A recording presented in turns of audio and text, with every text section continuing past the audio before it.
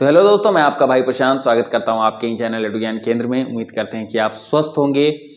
तो ये हमारा 90 प्लस सीरीज का तीसरा वीडियो होने वाला है, जिसमें हम लोग साइंस के बारे में चर्चा करेंगे। मैं आपको बताऊंगा कि 8 मार्क्स साइंस के लिए आप कैसे प्रिपरेशन स्टार्ट करेंगे या कैसे पढ़ना चाहिए आपको। मेरा आपसे रिक्वेस्ट है कि अगर आप ये वीडियो पहली बार देख रहे हैं तो चैनल से जुड़ना मत भूलिएगा, क्योंकि टियर 4 के लिए आपको जितने रिसोर्सेस, मटेरियल या फिर यूँ कहिए कि गाइडेंस चाहिए, वो यहाँ पे आपको फ्री में दिया जाएगा। दूसरा कि आपको डिस्क्रिप्शन में एक टेलीग्राम चैनल का लिंक मिलेगा, उससे आप जरूर जुड़ जाइएगा, क्योंकि वहीं पे आपको पल पल की अपडेट दी जाएगी। वीडियो में आगे बढ़े उससे पहले मेरा आपसे एक और रिक्वेस्ट है कि वीडियो को आप गलत तरीके से मत देखिए, फिर आप कमेंट में उल्टा सीधा लिखते हैं, मुझे दुख होता है।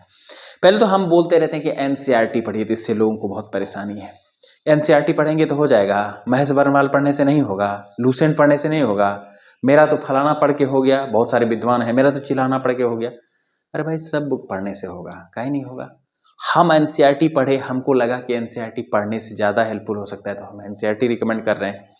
आपके पास एनसीईआरटी नहीं है तो आप कोई दूसरा बुक पढ़ लीजिए, उससे भी होगा। ठीक है, ऐसा नहीं है कि सिर्फ एनसीईआरटी पढ़ रहा है जो उसी का हो रहा है, और जो एनसीईआरटी नहीं पढ़ रहा है उसको नहीं हो रहा है या उसको फांसी लगा दिया जा रहा है। ऐसा कोई बात नहीं है। तो गलत तरीके से मत लीजिएगा। हमको जो सही लगा, जो मेरे रिजल्ट में हमको ज़्यादा हेल्पफुल लगा, वही हम आपको बता रहे हैं। ठीक है, तो चलिए वीडियो शुरू करते हैं। पहली बात कि एनसीईआरटी पढ़ने से पूरा क्वेश्चन कवर हो जाएगा क्या? नहीं होगा भाई। धरती पे ऐसा कोई बुक ही नहीं बना जिसको आप पढ़ लेंगे और वही डिक्टो आके एग्जाम में आ जाएगा। नहीं, आपको थोड़ा थोड़ा सबसे पढ़ना पड़ेगा। जैसा कि हम पिछले वीडियो में भी आपको बताए थे कि एग्जामिनर कैसे सेट करता है क्वेश्चन पेपर। कुछ तो वो बुक से ले रहा है, कुछ तो पीवाईक्यू से ले रहा है।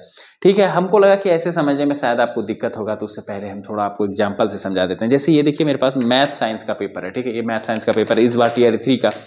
इसमें जो साइंस 40 इधर और 8 इधर, 48 48 क्वेश्चन जो आया, इसमें हमको लग रहा है कि लगभग 40 से 42 क्वेश्चन सिर्फ एनसीईआरटी से डिक्टोट किया गया। लेकिन आप इस भ्रम में मत रहिए कि इस बार के टियर 4 में भी आप मैथ साइंस में बैठेंगे और 42 से 46 क्वेश्चन एनसीईआरटी से ही आ जाएगा। हो सकता है आ भी जाए, हो सकता है कि नहीं भी आए, ये भी हो सकता है।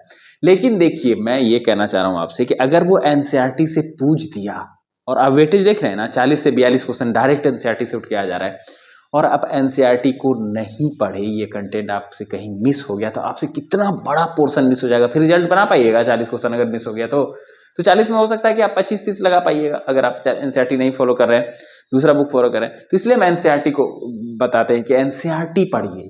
जैसे कि खाना खा रहे हैं आप, सपोज कीजिए, इसको ऐसे लीजिए कि खाना खा रहे थे आप सिर्फ गोभी आलू बना के नहीं ना खा लेंगे, या अकेले रोटी सूखा नहीं ना खा लेंगे। उसके लिए सब कुछ मिलाना पड़ेगा। फिर आप चावल बनाते हैं, दाल बनाते हैं, सब्जी बनाते हैं, मिलाते हैं, फिर खाते हैं। ठीक उसी तरह एग्जाम में भी है, आपको सारा बुक से थोड़ा थोड़ा लेना पड़ेगा। ठीक है, तब आपका क्वेश्चन बनेगा। जैसे आप देखिए कि एक क्वेश्चन था इसमें, ये वाला 6 to 8 में, कि which of the following is a characteristic property of acid. Acid gas में से कौन सा प्रॉपर्टी है? तो जैसे था कि turn blue litmus paper red. इसके लिए आपको ये जरूरी है कि ये कहां से पूछा है, क्या पूछा है, ये सब बेसिक क्वेश्चन है। ठीक है, ये आप देखने के साथ मार देंगे, इसमें कहीं दिक्कत नहीं होगा। लेकिन अगला क्वेश्चन देखिए आप, the gap between two neurons is called. दो न्यूरॉन्स के बीच के गैप को क्या कहते हैं? सिनेप्स। ये शायद सब नहीं बता पाएगा, ये एनसीईआरटी का है। एनसीईआरटी आप पढ़ेंगे तो ही आप इसका जवाब दे पाएंगे।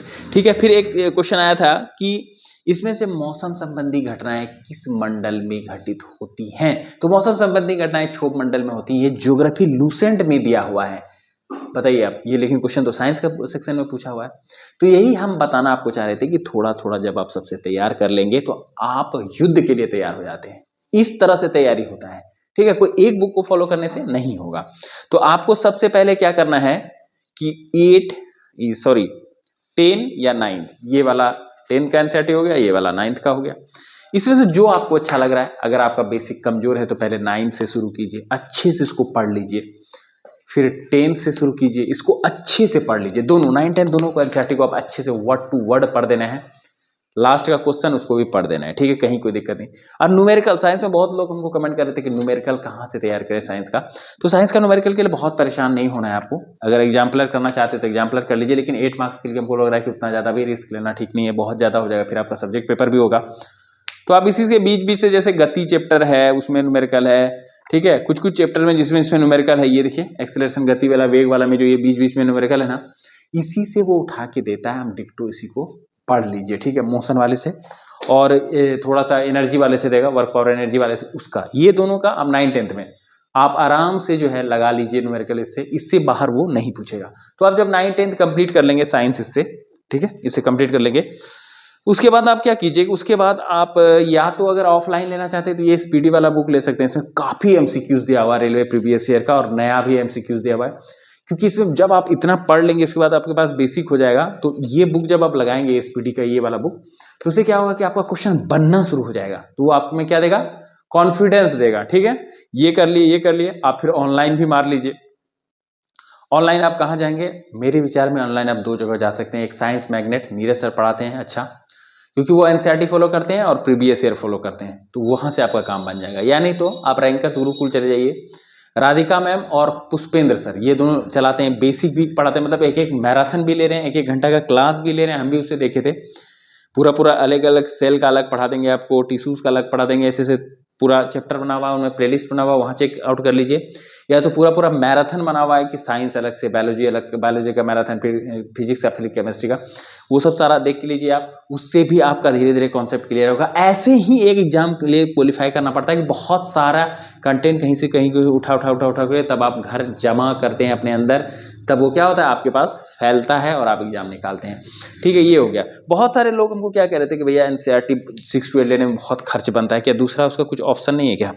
तो आप कंफ्यूज मत होइएगा कि आप तो फिर एनसीईआरटी बोले फिर तुरंत लूसेंट बोल रहे हैं, कंफ्यूज नहीं, ये उनके लिए है जिनको एनसीईआरटी में बहुत पैसा लग रहा है, जो उतना एफर्ट नहीं कर रहे हैं, तो ये भी पढ़ने से आपका काम हो जाएगा, कहीं कोई दिक्कत नहीं होगा। लेकिन ये थोड़ा सा क्या हो जाता है, मोनोटोनस हो जाता है, बहुत मोटा होता है, अचानक से मोटा, और फिर पढ़ना इसको थोड़ा सा मोनोटोनस हो सकता है। लेकिन अगर आप पढ़ना चाहते हैं, आप में टैलेंट है, आप पढ़ सकते हैं, तो ये भी पढ़ सकते हैं आप। लूसेंट फिर छोड़ दीजिए, एनसीईआरटी फिर छोड़ दीजिए, अगर आपको ज़्यादा पैसा लग रहा है, ये पढ़ लीजिए, फिर एमसीक्यूज लगा लीजिए और फिर टेस्ट मार लीजिए, आराम से आपका काम हो जाएगा, कहीं कोई दिक्कत नहीं होगा। ये सब बुक जो बनता है ना, लूसेंट या कोई भी ऑथेंटिक बुक, वो भी कंटेंट एनसीईआरटी से ही उठाता है। ठीक है, ये बात हुआ। अब कोई बोलेगा मेरे पास एनसीईआरटी, तो ये लेना जरूरी नहीं है मेरे भाई, जरूरी नहीं है। आप ठीक से चीज को समझिए, आप टीचर बनने जा रहे हैं, ठीक है, तो आप ये कर लीजिए। उसके बाद बहुत सारे लोगों का रहता है कि बीपीएससी पूर्वालोकन यहाँ से लगाना जरूरी है क्या?